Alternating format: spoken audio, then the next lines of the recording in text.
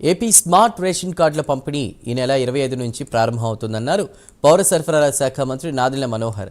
August 25 నుంచి September 15 వరకు 4 విడతల్లో కార్డులు పంపిణీ చేస్తామని అన్నారు. రాష్ట్ర వ్యాప్తంగా 1,45,00,000 కుటుంబాలకు ఈ స్మార్ట్ కార్డులను ఉచితంగా ఇంటింటికి అందజేయనున్నట్లు తెలిపారు. తారీఖు నుంచి స్మార్ట్ రైస్ కార్డుల డిస్ట్రిబ్యూషన్ ప్రారంభించబోతున్నాం. దాదాపు 1,45,00,000 రైస్ కార్డ్స్ ఉచితంగా ఇప్పుడు ఎవరికైతే కార్డ్స్ ఉన్నాయో వారందరికీ కూడా కొత్తగా దాదాపు 6,71,000 మందికి మనం నమోదు చేసుకున్న వాళ్ళకి కూడా ఈ అవకాశం కల్పించి రాష్ట్ర వ్యాప్తంగా 1,45,00,000 కుటుంబాలకి అందించే విధంగా ఈ స్మార్ట్ రైస్ కార్డ్స్ తీసుకొచ్చాం. దీంట్లో చాలా స్పష్టంగా కేవలం ప్రభుత్వ చిహ్నాలు, ఎవరైతే ఫ్యామిలీ హౌస్ హోల్డ్ హెడ్ ఉంటారో వాళ్ళ ఫోటో ఒక్కటే ఉంటుంది. సేఫ్టీ మెజర్గా QR కోడ్ ఉంటుంది.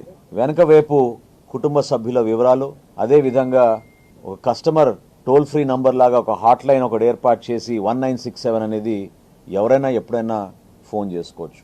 మొట్టమొదటిసారి మేము డెలివరీ చేసే ముందు కూడా QR కోడ్ ఏర్పాటు చేసి ఇటువంటి బాక్సెస్లో కార్డ్స్ అన్ని కూడా పంపించడం జరుగుతుంది.